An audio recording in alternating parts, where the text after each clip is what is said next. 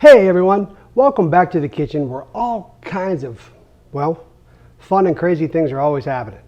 Been doing a lot of writing recently, sitting down, planning out menus, writing recipes, cooking and practicing recipes, changing, rewriting. And I've got to tell you, I'm loving the suggestions I'm getting. People are writing me, asking me to make things, getting messages on Facebook, comments on YouTube. It's been great. It's so much fun because quite frankly, you're giving me some really good ideas. If you know me, if you've worked with me, especially for the last 15 years, I eat the same thing every day. Chicken and veggies, pretty much every day. So the suggestions are fantastic because it gives me all kinds of new ideas to think about, new stuff to write, and fun stuff to practice. So today, what we're doing today is a suggestion. I love it. My wife and I have really been on a huge seafood kick as of late, so this timing was perfect. We're going to be making some crab cakes today. I love crab cakes. When I'm out to eat, if I'm not eating meat of some sort, I'm usually a crab cake guy, and I judge places by their crab cakes. I've written and rewritten this recipe I don't know how many times. I've asked other chefs that I know because I really like to get this right because I very much thoroughly enjoy a good crab cake. Now, what are we going to do today? We're going to bake ours. I've already got the oven on. It's preheating, 375 degrees. I like baking crab cakes. I want to keep things as on the healthier side as possible. Some people fry them, some people saute them in a pan on the stove. All fabulous ways to do it. I prefer to bake. Like the way they look, love the way they taste. And just makes me feel a little healthier doing it that way. So let's jump right into it. This will be really good stuff. All right, what do we need? First and foremost, we need our crab meat. Kept that in the fridge. I've got 1 pound of some nice jumbo lump crab meat. Just put it in a bowl by itself, nothing in there. Obviously, I've kept it in the fridge. Keep it good and cold. And then I've got all the accoutrement that we're going to need. We're going to mix everything together, form some beautiful cakes, and it's going to be really, really nice. So first and foremost, some sort of breading. Some people put breadcrumbs, some people put Ritz crackers, there's saltine crackers, all kinds of things. I just want some plain saltines. These are just regular old saltine crackers that I grabbed out. I got 14 in here because that's perfect for the size we're making. We're going to make 4 crab cakes. So I grabbed 14 saltine crackers and we want to finely crush these up. So many different ways you can do it. You can smack them around on the counter if you want to, but then you run the risk of making a mess. So I'd rather not do that. I'm just going to use the mallet that we have. I've got them in a plastic bag and I just want to crunch them up. Want to get them finely done, good and small. See how easy that was to do? Saltines are great. They serve a fantastic purpose in a meal like this. They don't carry too much flavor with them, and they crunch up really well. So there, see? Finely crunched up. Like I said, 14 saltine crackers. Going to throw those in a bowl here. And believe it or not, the order of operation has a purpose. It certainly has a purpose. So here's what we're going to do. Take these crushed up saltines, put those in there, and let's add our seasonings. So I've got kosher salt, 1/4 teaspoon of kosher salt with a 1/2 teaspoon of finely ground black pepper. I'm going to sprinkle that in there. Old Bay seasoning. Oh, I love that smell. Now, if we were down south, if we were in New Orleans, we wouldn't have this. We'd have a nice bag of crawfish boil, but I can't get that here, so I've got Old Bay. And don't get me wrong, love Old Bay seasoning. Really powerful stuff. Man, that just makes you think about the water smelling that. I love it. We're just going to put a 1/2 teaspoon in here. Now that's a heaping 1/2 teaspoon. I don't want too much, I want to stick in the half a teaspoon realm because, like I said, it's powerful, but we love that flavor. I love that flavor. So I want to get that in there. I have here parsley. This is one of my favorites. Freshly chopped up parsley, chopped it up really fine, dried it out really well. And I've got 2 tablespoons that I'm going to dump in there because, well, it just makes it pretty. And that's what we're after. It's something that looks beautiful and tastes great. So let's put some parsley in there because it's nice and pretty. Now let's get into some liquids. Mayonnaise. 2 tablespoons of mayonnaise is really all you need. There's a lot of recipes out there that call for a lot more. Some call for less. I don't think they call for much less, but some do call for more. I don't feel the need, especially when we're only making a few crab cakes. Dijon mustard of your choice. Pick whatever you'd like, as spicy or as mild as you want. 1 tablespoon. 1 tablespoon. So 2 tablespoons of mayonnaise to 1 tablespoon of Dijon mustard. And lastly, I've got Worcestershire. I love Worcestershire. 1 heaping teaspoon of Worcestershire sauce.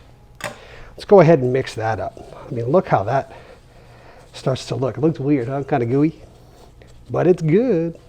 Comes out beautiful, and it's not too much. You don't want crab cakes that are overbreaded, and you do need something in there to hold everything together. So even when there's no breading, there's always got to be something because you got to tie it all together. And a little bit is great because you want it to taste great. Yes, I want a lot of crab, and we have a lot of crab, but I also want some great flavors, and this makes great flavors. So now that we've got this done, this paste, if you will, oven's ready. Let's add the last 2 pieces and be gentle about it. I'm switching spatulas here. Our crab meat. Like I said, 1 pound of crab meat. Freshly done jumbo lump. There's obviously, when you go to the store and get crab meat, you can get multiple sizes. You don't want colossal crab meat because that would just be too big of pieces and a waste of those big, beautiful pieces of crab meat when you're going to mix them together and bake them in the oven. So jumbo lump is perfect. Egg whites, the last liquid ingredient. A lot of recipes call for 1 beaten egg, sometimes 2. I'm using egg white. If you are like me, I try to be as health conscious as possible, and I want to keep it as light as possible. So instead of using a whole egg with the yolk and everything, I use the white instead. So if you're going to do it this way, I would recommend 1.5 egg whites. 1.5. If you want to follow a traditional recipe and use 1 egg, then use 1 full egg, beat it ahead of time, and then pour it in. And all I'm doing, if you notice, I am just folding over. That's it. I'm not being forceful. I'm not mixing it hard. I'm folding it over because crab meat is very delicate. I don't want to smush it all up. I don't want to shred it to bits. I want it to keep its size, its texture, and its consistency. So let's just be gentle and fold all these pieces together. Now, that is done, and it is a thing of beauty. So, here's what we're going to do next. We're going to form these into some nice cakes and then put them in the oven. Oh, fantastic. Man, that's beautiful. So when making crab cakes, again, it's not hard, and it is something we want to be delicate with doing.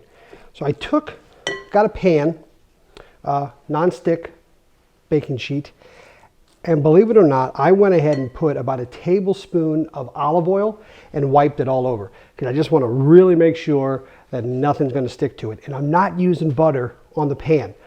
Why not? Butter burns.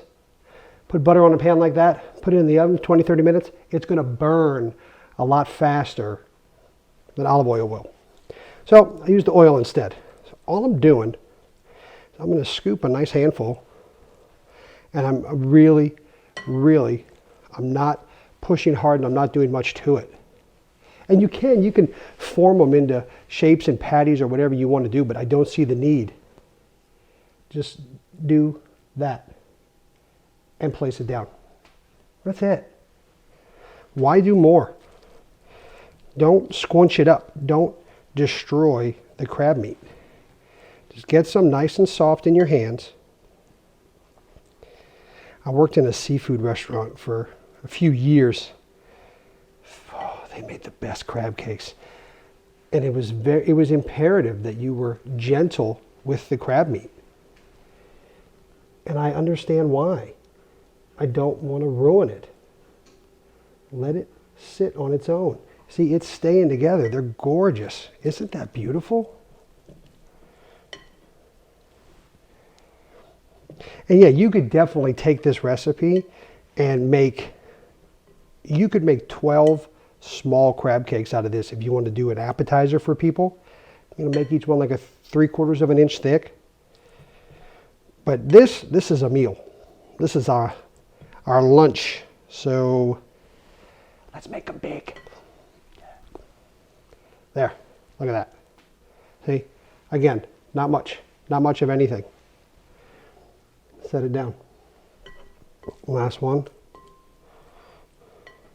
And yes, these are some heaping crab cakes. But just think visually what this is going to look like when it hits the plate and you put it down for whoever you're serving it to. They're going to, look at the size of that crab cake.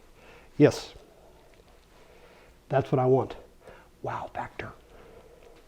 Done. Put it down. That's it. Voila. These are going to go in the oven. I'd say give or take 20 to 25 minutes at 375 degrees. And towards the end, we're going to take them out.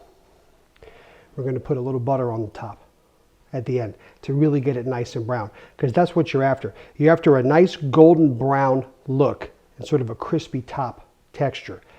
20 to 25 minutes will definitely do that. So let's get these in the oven and get these cooking. Woo-hoo. All right, let's take a look. Got about 2 minutes left on the clock. Oh, look at those. Gorgeous golden brown color. They're coming out so well. I'm gonna go ahead and stop this timer. First things first, I do want to check them because we just want to make sure. The minimum internal temperature of a crab cake needs to be at least, what? 165. 165 is your minimum. See, right now we're at 161, so it's perfect. So I have here about 2 tablespoons of butter that I went ahead and melted. And I'm just going to sprinkle some on top of each one to kind of finish it off. And let that just cook in. There, that's it. Done. Put these back in the oven, 2 more minutes.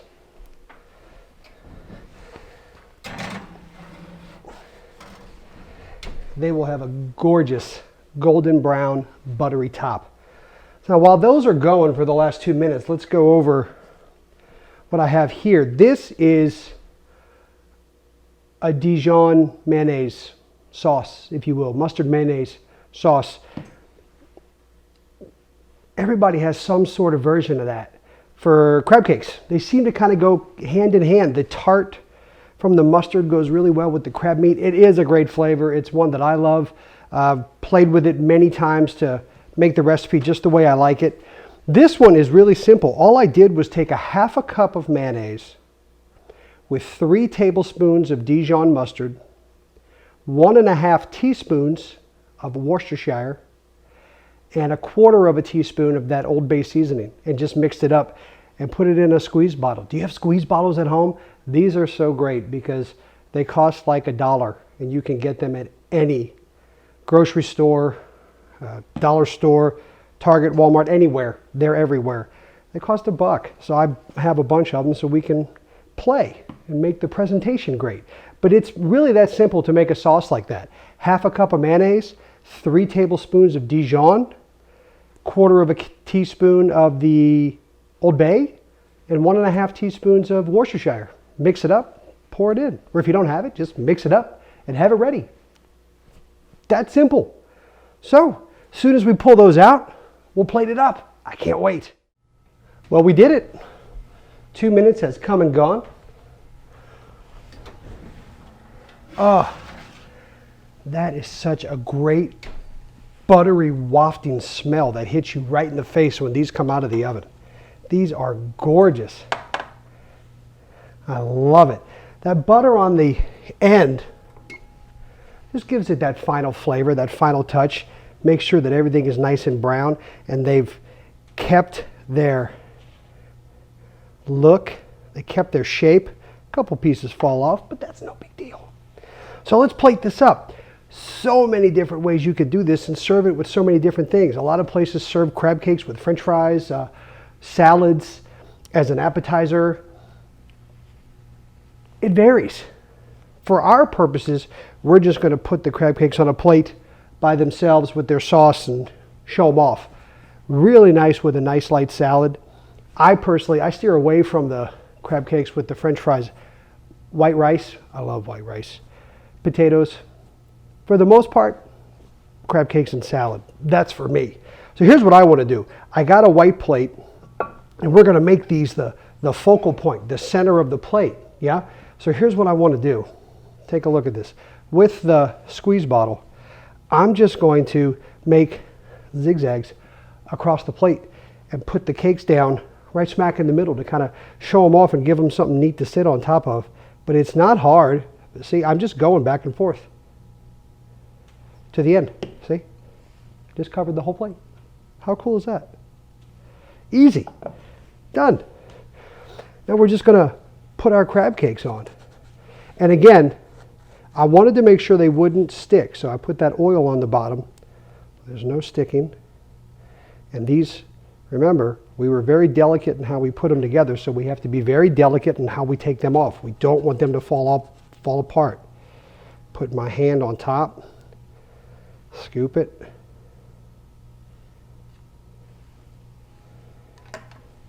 And that, ladies and gentlemen, is it.